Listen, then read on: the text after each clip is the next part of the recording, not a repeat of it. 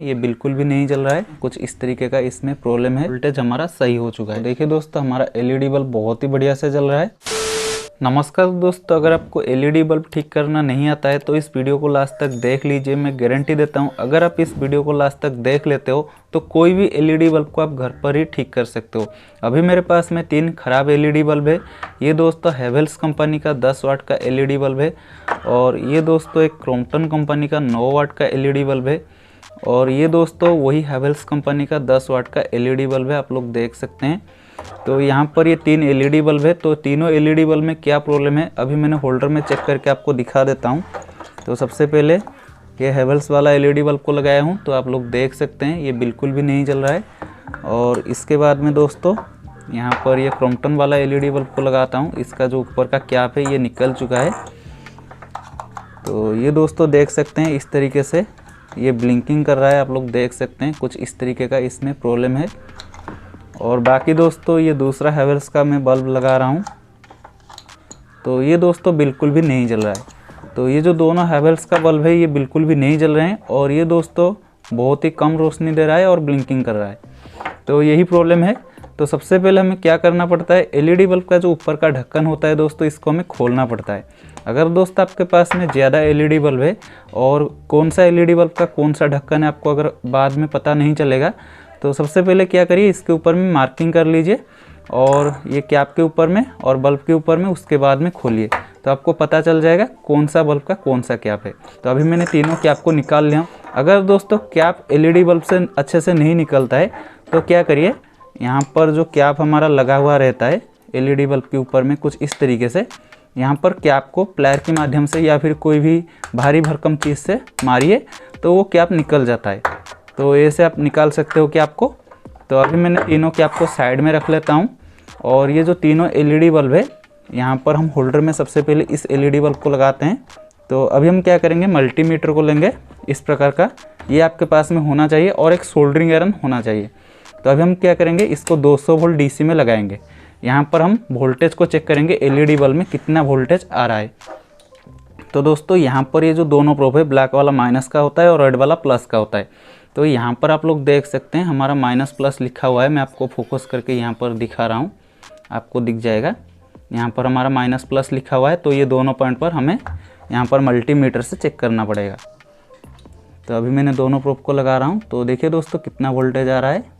तो देख सकते हैं दोस्तों यहाँ पर हमारा 112-110 के करीब वोल्टेज आ रहा है मल्टीमीटर में। ये जो एलईडी बल्ब होते हैं इसके अंदर में एक ड्राइवर सर्किट होता है, ऊपर में इस तरीके का एक एमसीपीसीबी लगा हुआ रहता है। ये जो एलईडी पैनल देख रहे हैं इसको एमसीपीसीबी बोलते हैं। अंदर में ड्राइवर सर्किट होता है। वो जो ड्राइवर सर्किट होता है वो हमारा जो घर में एसी वोल्टेज आता है उसको डीसी वोल्टेज में बदलता है, जो कि हमारा एमसीपीसीबी को जलाता है। तो डीसी वोल्टेज जो यहाँ पर आता है ड्राइवर सर्किट से, वो लगभग 90 से लेकर 120-130 तक अंदर में आना चाहिए। अगर उतना वोल्टेज आता है तो इसका मतलब आपका जो एलईडी बल्ब का ड्राइवर सर्किट है वो सही है, आपका एमसीपीसीबी खराब हो चुका है। तो यहाँ पर हमारा वोल्टेज आ गया, तो इसका मतलब हमारा ड्राइवर सर्किट सही है। तो इस तरीके से आप वोल्टेज को सबसे पहले चेक करना, आपका वोल्टेज आ रहा है या फिर नहीं आ रहा है। तो इसका दोस्तों यहाँ पर आप लोग देख सकते हैं एक एलईडी के अंदर में काला रंग का दाग दिखाई दे रहा है, तो इसका मतलब ये एलईडी खराब हो चुका है।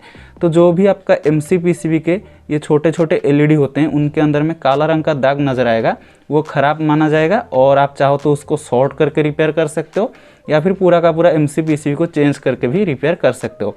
ये मैंने इस वीडियो में बताऊँगा, आप बस वीडियो को लास्ट तक देखते रहिए। अभी हम क्या करते हैं, और एक बल्ब को लगाते हैं। तो इसका भी आउटपुट का वोल्टेज को चेक करेंगे। तो यहाँ पर आप लोग देख सकते हैं, यहाँ पर ये जो दोनों टांगे दिखाई दे रहा है, यहाँ पर हम वोल्टेज को चेक करेंगे। मल्टीमीटर का दोनों प्रोब को लगाते हैं।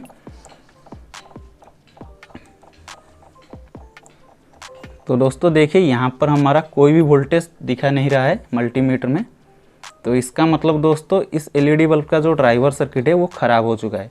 यहाँ पर देख सकते हैं बिल्कुल 0 वोल्टेज दिखा रहा है, तो इसका ड्राइवर सर्किट ख़राब है। और इसके बाद में दोस्तों ये एलईडी बल्ब को लगाते हैं। तो यहाँ पर भी वोल्टेज को चेक करते हैं।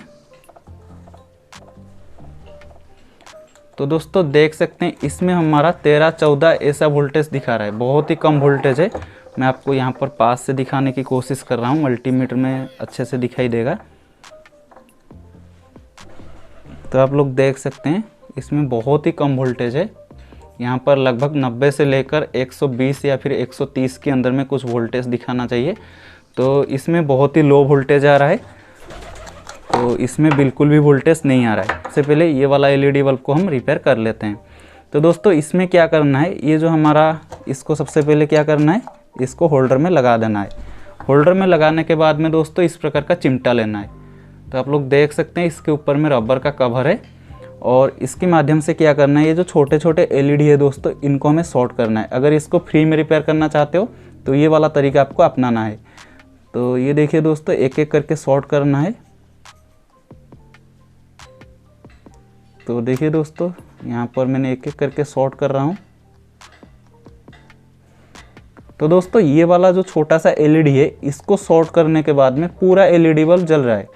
तो इसका मतलब दोस्तों ये वाला जो एलईडी है ये हमारा ख़राब हो चुका है। तो हमें क्या करना है, जो ख़राब एलईडी है इसको हमें मार्क कर लेना है और इसको यहाँ से उठा लेना है, यानी कि उखाड़ देना है। तो आप टेस्टर के माध्यम से इसको उखाड़ सकते हो या फिर सोल्डरिंग आयरन से भी उखाड़ सकते हो। तो देखिए दोस्तों, इस तरीके से उखाड़ लेना है। और उखाड़ने के बाद में यहाँ पर ये जो दो भाग नज़र आ रहा है, एक बड़ा वाला और एक छोटा वाला, ये दोनों भाग को सोल्डरिंग करके आपस में मिला देना है। सोल्डरिंग करने से क्या होगा, ये दोनों आपस में कनेक्ट हो जाएंगे और उसके बाद में हमारा एलईडी बल्ब जलेगा। तो दोस्तों देखिए, अभी मैंने यहाँ पर सोल्डरिंग को चढ़ा दिया हूँ और अभी मैंने इसको होल्डर में लगाता हूँ। तो देखिए दोस्तों, ये एलईडी बल्ब हमारा बढ़िया से जल रहा है, कोई दिक्कत नहीं है। लेकिन इस तरीके से अगर हम एलईडी बल्ब को ठीक करेंगे तो ये एलईडी बल्ब और 2-3 दिन जलने के बाद में यहाँ पर और भी एक हमारा छोटा सा एलईडी ख़राब हो जाएगा, और उसको भी सोल्डरिंग करने के बाद में हमारा एलईडी बल्ब जलेगा। लेकिन इस तरीके से अगर हम सोल्डरिंग करके एलईडी बल्ब को ठीक करेंगे तो यहाँ पर सारे जो एलईडी है ये एक एक करके ख़राब होते जाएंगे। तो ये बिल्कुल मतलब परमानेंट सोल्यूशन नहीं है। तो परमानेंट सोल्यूशन इसका ये है, ये जो पूरा का पूरा MCPCB प्लेट है इसको हमें चेंज करना पड़ेगा। तो चलिए दोस्तों, इसको मैंने कैसे चेंज करता हूँ आपको दिखा देता हूँ। देखिए, सबसे पहले यहाँ पर ये जो दोनों तार सोल्डरिंग हुआ है, माइनस का और प्लस का ड्राइवर सर्किट का, इसको हमें हटाना पड़ेगा। जो दोनों स्क्रू दिखाई दे रहे हैं इनको भी हमें खोलना पड़ेगा। उसके बाद में ये MCPCB हमारा निकलेगा।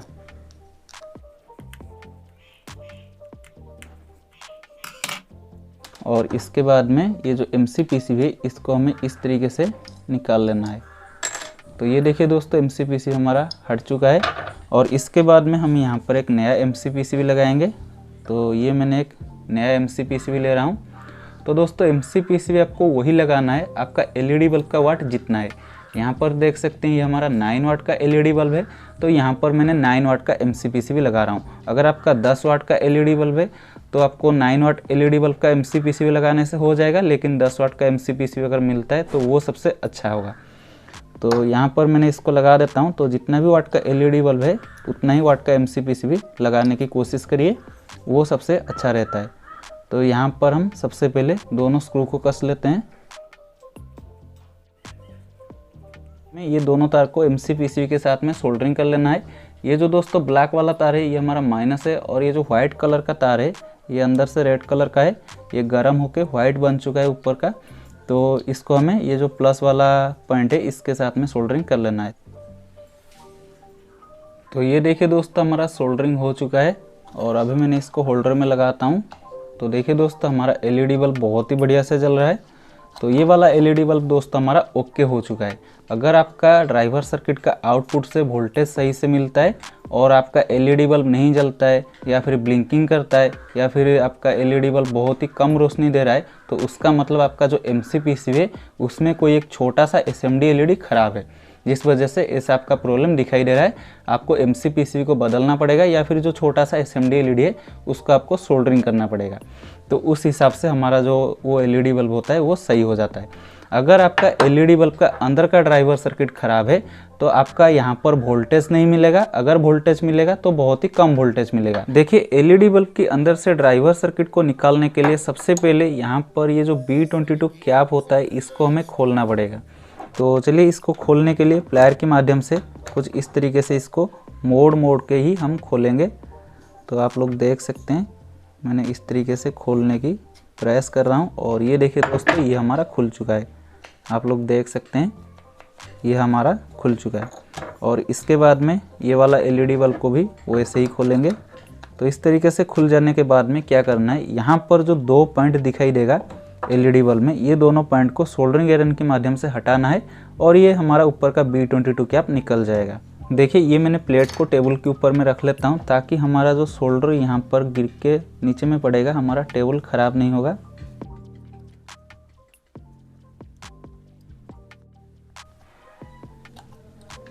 तो देखिए दोस्तों, ये B22 कैप हमारा निकल चुका है, आप लोग देख सकते हैं।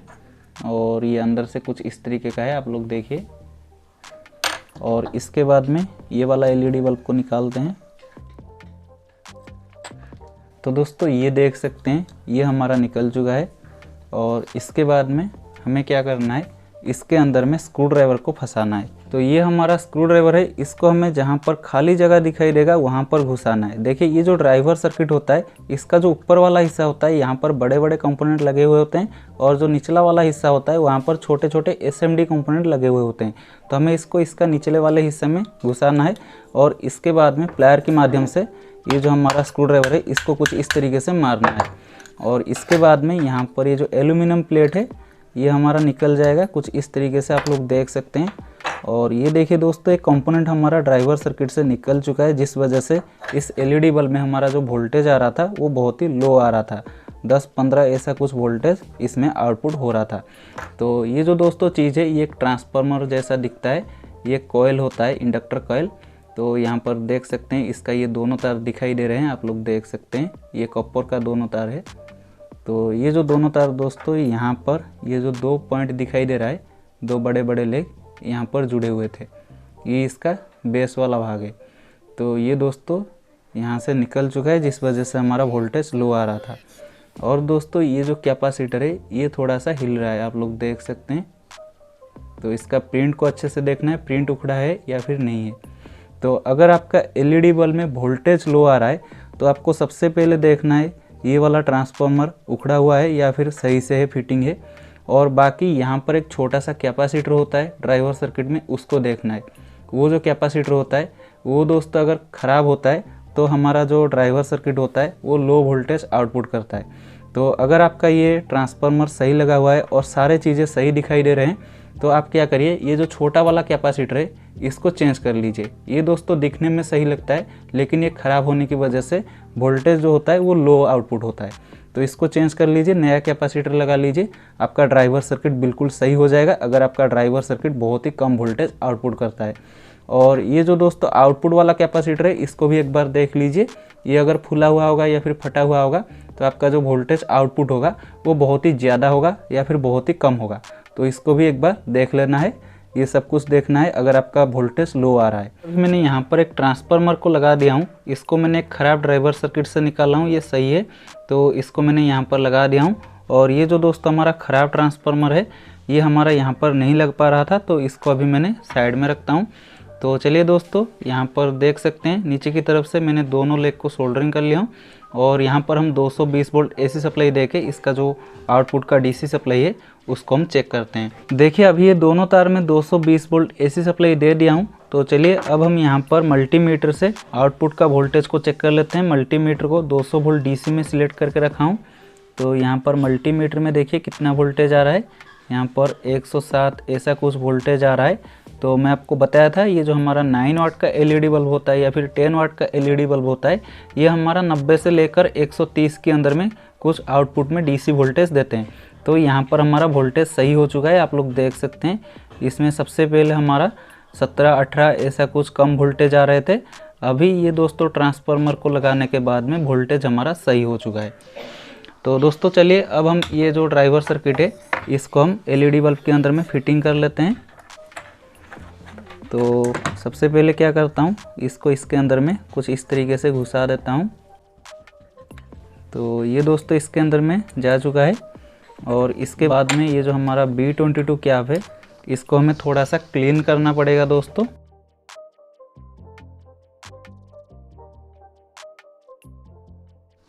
तो चलिए अब हम यहाँ पर B22 कैप को इसमें लगा देते हैं।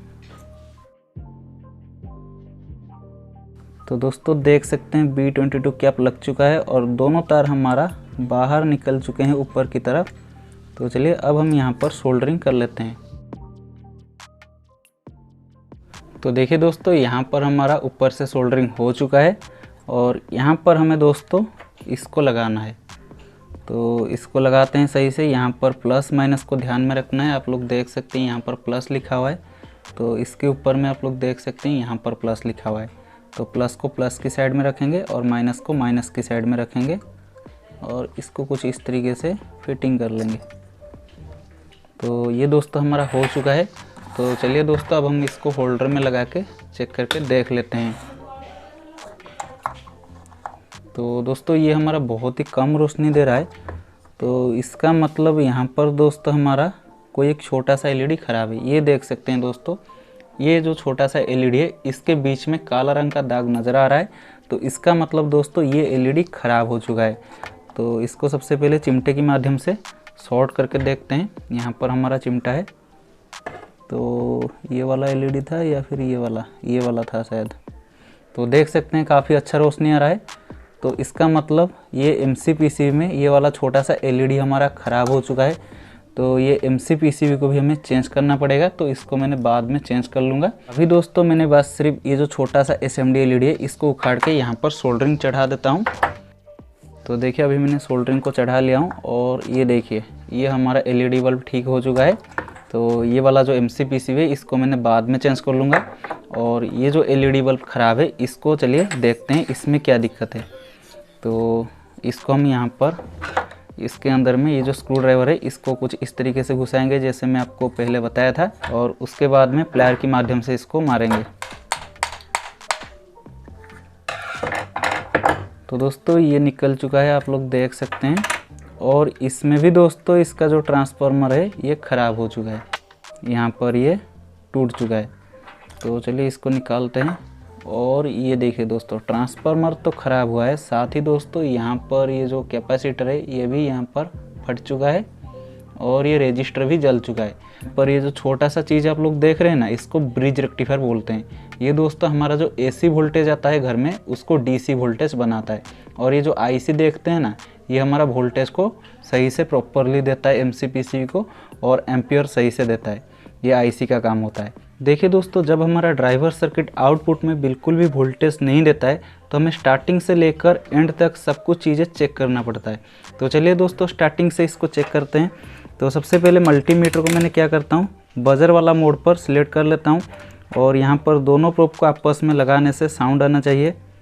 तो यहाँ पर हमारा मल्टीमीटर थोड़ा सा ख़राब हो चुका है, इसीलिए ये अच्छे से काम नहीं कर रहा है। तो ये देखिए यहाँ पर हमारा साउंड आ रहा है। तो इस तरीके से साउंड आना चाहिए। और इसके बाद में दोस्तों हमें क्या करना है, स्टार्टिंग से यहाँ पर एक फ्यूज रजिस्टर देखने को मिलता है। ये तो दोस्तों जला हुआ है। अगर दोस्त आपका फ्यूज रजिस्टर जला हुआ नहीं दिखाई दे रहा है तो उसका मतलब वो सही होगा। फिर भी आपको क्या करना है, इसका जो दोनों लेग है वहाँ पर दोनों प्रोब को लगाना है। अगर दोस्त आपका साउंड आ रहा है मल्टीमीटर में या फिर कुछ रीडिंग आ रहा है तो उसका मतलब आपका जो फ्यूज रजिस्टर है वो सही है। देखिए यहाँ पर कोई भी साउंड कोई भी रीडिंग नहीं आ रहा है, तो इसका मतलब ये जो हमारा फ्यूज रजिस्टर है ये हमारा जल चुका है, ओपन हो चुका है। और इसके बाद में दोस्तों ये ड्रम इंडक्टर कॉइल आता है। तो यहाँ पर भी हमारा 2 लेग होता है इसका। तो इसका भी जो 2 लेग होता है वहाँ पर हमें मल्टीमीटर का दोनों प्रोब को लगाना होता है। तो यहाँ पर हमारा साउंड आना चाहिए मल्टीमीटर में। तो आप लोग देख सकते हैं यहाँ पर हमारा साउंड आ रहा है, सुन सकते हैं मल्टीमीटर में साउंड आ रहा है। तो इसका मतलब दोस्तों ये जो ड्रम इंडक्टर कॉइल है ये सही है। अगर आपका साउंड नहीं आता है तो उसका मतलब ड्रम इंडक्टर कॉइल ख़राब है। और इसके बाद में दोस्तों क्या है, यहाँ पर एक MOV होता है, आप लोग देख सकते हैं। ये दोस्तों ख़राब हो चुका है क्योंकि ये काला पड़ चुका है, ये नीला रंग का होता है। तो इसका मतलब ये ख़राब है। तो इसको कैसे चेक किया जाता है मैं आपको बता देता हूँ। ये जो दोस्तों MOV होता है इसका 2 लेग होता है, आप लोग देख सकते हैं। यहाँ पर इसका ये वाला एक लेग है और ये वाला दूसरा लेग है। तो ये दोनों लेग पर जब आप मल्टीमीटर का दोनों प्रोब को लगाओगे तो कोई भी वैल्यू या फिर कोई भी साउंड नहीं आना चाहिए। यहाँ पर देख सकते हैं कुछ वैल्यू आ रहा है। और अभी मैंने प्रोब को उल्टा करता हूँ, तो उल्टा करने से शायद वैल्यू नहीं आना चाहिए। तो देखिए वैल्यू आ रहा है, तो दोनों साइड से वैल्यू आ रहा है। तो इसका मतलब ये MOV में हाफ शॉर्टिंग है। अगर यहाँ पर दोनों साइड से दोनों प्रोब को लगाने से साउंड आता है तो उसका मतलब आपका MOV फुल शॉर्ट है। अगर कुछ भी वैल्यू या फिर कुछ भी साउंड नहीं आता है तो उसका मतलब आपका MOV बिल्कुल सही है। तो ये MOV ख़राब है और ये फ्यूज रजिस्टर ख़राब है। और इसके बाद में दोस्तों ये जो हमारा लाल कलर का पीएफ कैपेसिटर है इसको चेक करना है। तो यहाँ पर हमें दोनों प्रोब को लगाना है। कुछ भी साउंड या फिर कुछ भी वैल्यू नहीं आना चाहिए। यहाँ पर कुछ वैल्यू आया और वो हट गया, आप लोग देख सकते हैं। यहाँ पर वैल्यू आ रहा है जा रहा है, क्योंकि हमारा जो MOV है ये हमारा ख़राब हो चुका है। तो इसका पैरेलल में ये पीएफ कैपेसिटर लगा हुआ है। ये MOV को निकाल देने के बाद में यहाँ पर कुछ भी वैल्यू नहीं आएगा। यहाँ पर वैल्यू सिर्फ MOV का आ रहा है, ये जो वैल्यू आप लोग देख रहे हैं। तो ये पीएफ कैपेसिटर दोस्तों सही है, यहाँ पर कोई भी दिक्कत नहीं है। ये जो वैल्यू इसमें दिखा रहा है वो MOV का वैल्यू दिखा रहा है, MOV ख़राब है। और बाकी दोस्तों एक पीएफ कैपेसिटर फटा हुआ है, तो इसको चेक नहीं करेंगे क्योंकि ये ख़राब हो चुका है। तो इसको भी ऐसे चेक करना है। इसमें जो 2 लेग होता है, इसमें भी 2 लेग होता है दोस्तों, और इसका दोनों लेग में कोई भी साउंड नहीं आना चाहिए या फिर कुछ वैल्यू नहीं आना चाहिए। यहाँ पर ये जो वैल्यू आ रहा है ना, ये दोस्तों ये जो छोटा सा ब्रिज रेक्टिफायर है इसका वैल्यू है। यहाँ पर ये जो 1100-1200 के करीब वैल्यू आ रहा है, और अभी इसको उल्टा कर लेंगे तो कोई भी वैल्यू नहीं आएगा, देख सकते हैं। तो ये तो दोस्तों फटा हुआ है, तो इसको हमें चेंज करना पड़ेगा क्योंकि ये ख़राब हो चुका है। और बाकी यहाँ पर आप लोग देख सकते हैं ये ट्रांसफार्मर तो उखड़ चुका है। तो यहाँ पर मैंने इस प्रकार का एक ख़राब ड्राइवर सर्किट से ट्रांसफार्मर को निकाला हूँ, इसको लगाऊंगा। और बाकी यहाँ पर ये जो हमारा कैपेसिटर ख़राब हो चुका है नीला रंग का, तो इसके यहाँ पर मैंने ये एक आप लोग देख सकते हैं इस कैपेसिटर को लगाऊंगा। ये हमारा इसका वैल्यू इसके ऊपर में लिखा हुआ आ रहा है, आप लोग देख सकते हैं। ये 473 kD का ये कैपेसिटर है, तो इसको मैंने यहाँ पर लगाऊंगा। तो सबसे पहले क्या करना है, ये जो रजिस्टर है दोस्तों इसको यहाँ से हटा देना है। ये MOV को यहाँ से हटा देना है, इसको यहाँ से हटाना है, और इसका जो ये बेस वाला भाग है इसको हटाना है। और ये जो दोस्तों ट्रांसफार्मर है इसको लगाना है, कैपेसिटर को लगाना है। उससे पहले दोस्तों ये ब्रिज रेक्टिफायर को चेक कर लेते हैं। ये अगर शॉर्ट होगा तो यहाँ पर ये सारी चीज़ करने से भी हमारा काम नहीं करेगा। तो ये जो दोस्तों ब्रिज रेक्टिफायर होता है इसमें दोस्तों आप लोग देख सकते हैं इस साइड में 2 लेग है और इस साइड में 2 लेग। ये वाला जो दोस्तों यहाँ पर 2 लेग दिखाई दे रहा है ये DC का है। यहाँ पर आप लोग देख सकते हैं प्लस माइनस इसके ऊपर में लिखा हुआ है। तो यहाँ पर ये जो दोस्तों दोनों लेग है ये AC का है। यहाँ पर हमारा AC वोल्टेज आता है और DC वोल्टेज यहाँ पर हमारा बनता है। तो AC का जो दोस्तों दोनों लेग है वहाँ पर दोनों प्रोब को लगाने से कोई भी वैल्यू या फिर कोई भी साउंड नहीं आना चाहिए। तो अभी दोस्तों यहाँ पर MOV ख़राब हुआ है, तो MOV को उतारने के बाद में यहाँ पर आप लोग सही से चेक कर सकते हो। यहाँ पर ये जो वैल्यू आ रहा है ये MOV का आ रहा है। यहाँ पर साउंड नहीं आना चाहिए, तो साउंड नहीं आ रहा है, तो बिल्कुल ठीक है। अभी दोस्तों यहाँ पर आउटपुट का यानी कि ये जो DC वाला दोनों लेग है यहाँ पर चेक कर लेते हैं। एक साइड से दोस्तों कुछ भी वैल्यू नहीं आएगा, कुछ भी साउंड भी नहीं आएगा, और यहाँ पर उल्टा करने से यहाँ पर कुछ वैल्यू आएगा। तो आप लोग देख सकते हैं 1100-1200 के करीब वैल्यू आएगा। तो ये हमारा ब्रिज रेक्टिफायर सही है। ये जो ब्रिज रेक्टिफायर होता है इसका DC वाला जो दोनों लेग है वहाँ पर अगर 1200 के करीब कुछ वैल्यू आता है तो उसका मतलब वो सही माना जाता है। और IC को बाद में हम देखेंगे, ये सब कुछ चेंज करने के बाद में अगर कुछ प्रॉब्लम आता है तो वो IC का प्रॉब्लम होगा। अगर IC ख़राब रहेगा इसको हमें बाईपास करके चलाना पड़ेगा। ड्राइवर को बाईपास करके कैसे चलाते हैं अगर IC ख़राब हो जाता है, तो उसके ऊपर में मैंने एक डिटेल वीडियो बना रखा है। उस वीडियो का लिंक आपको ऊपर आई बटन में देखने को मिल जाएगा या फिर इस वीडियो की डिस्क्रिप्शन पर मिल जाएगा उसका लिंक। तो चलिए अब मैंने यहाँ पर मल्टीमीटर को साइड में रख लेता हूँ, और यहाँ पर जो जो चीज़ निकालने को बोला उसको सबसे पहले निकालता हूँ। तो अभी दोस्तों ये फ्यूज़ रजिस्टर निकल चुका है। तो देखिए दोस्तों ये जो ख़राब कैपेसिटर है इसको निकाल लिया हूँ। तो MOV निकल चुका है। तो चलिए ये कैपेसिटर को लगा लेते हैं। तो दोस्तों यहाँ पर ये सोल्डरिंग अच्छे से हो चुका है, और ये वाला दोस्तों जो हमारा ट्रांसफार्मर का निचला वाला हिस्सा यहाँ पर अटका हुआ है इसको हम यहाँ से निकाल लेते हैं। तो दोस्तों अभी ये निकल चुका है, और इसके बाद में ये वाला जो हमारा सही ट्रांसफार्मर है इसको हम यहाँ पर लगा देते हैं। तो चलिए अब हम यहाँ पर 220 वोल्ट AC सप्लाई दे के देखते हैं यहाँ पर ये हमारा आउटपुट में DC सप्लाई सही से दे रहा है या फिर नहीं दे रहा है। तो आउटपुट का वोल्टेज हमारा सही हो चुका है, आप लोग देख सकते हैं 107 106 ऐसा कुछ वोल्टेज बन रहा है। तो इसका मतलब हमारा ये जो ड्राइवर सर्किट है दोस्तों ये हमारा बिल्कुल ओके हो चुका है। तो अभी ये जो इसका MCPCB है इसको यहाँ पर लगाते हैं। तो प्लस माइनस को ध्यान में रखना है। यहाँ पर देख सकते हैं ये वाला साइड इसका पॉजिटिव है, तो पॉजिटिव को पॉजिटिव की तरफ रखना है कुछ इस तरीके से, और इसके बाद में इसको यहाँ पर लगा देना है।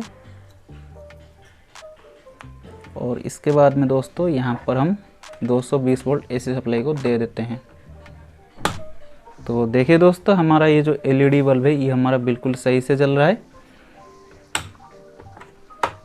तो इस तरीके से दोस्तों, अगर कोई हमारा ड्राइवर सर्किट बिल्कुल भी आउटपुट में वोल्टेज नहीं देता है तो उसको हमें पहले से लेकर लास्ट तक जितने भी सारे चीज़ें उसमें लगे हुए हैं उसको एक एक करके चेक करना पड़ेगा। जैसे कि इसको हमने एक एक करके चेक किए और जो भी ख़राब चीज़ें था उसको हमने निकाल दिए और जो नया चीज़ है उसको हमने लगा दिए। दोस्तों, अगर आपका ड्राइवर सर्किट में एमओवी और फ्यूज़ रजिस्टर ख़राब हो चुका है तो उन दोनों को निकाल दीजिए। अगर आपके पास में एमओवी या फिर फ्यूज़ रजिस्टर नहीं है उस वैल्यू का तो कोई बात नहीं है, एमओवी नहीं लगाने से या फिर फ्यूज़ रजिस्टर नहीं लगाने से भी आपका जो ड्राइवर सर्किट है वो काम करेगा। लेकिन एमओवी और फ्यूज़ रजिस्टर को लगाने से आपका जो ड्राइवर सर्किट का प्रोटेक्शन होता है वो बन जाता है। तो दोस्तों, मैं आशा करता हूँ ये वीडियो आपको पसंद आया होगा। अगर ये वीडियो पसंद आई है तो इस वीडियो को एक लाइक कर दीजिए और इस प्रकार का वीडियो देखने के लिए हमारा इस चैनल को सब्सक्राइब कर लीजिए और जो बेल आइकन दिख रहा है उसको प्रेस करके ऑल के ऊपर दबा दीजिए ताकि ऐसा ही हर रोज़ आपको वीडियो की नोटिफिकेशन मिलता रहेगा।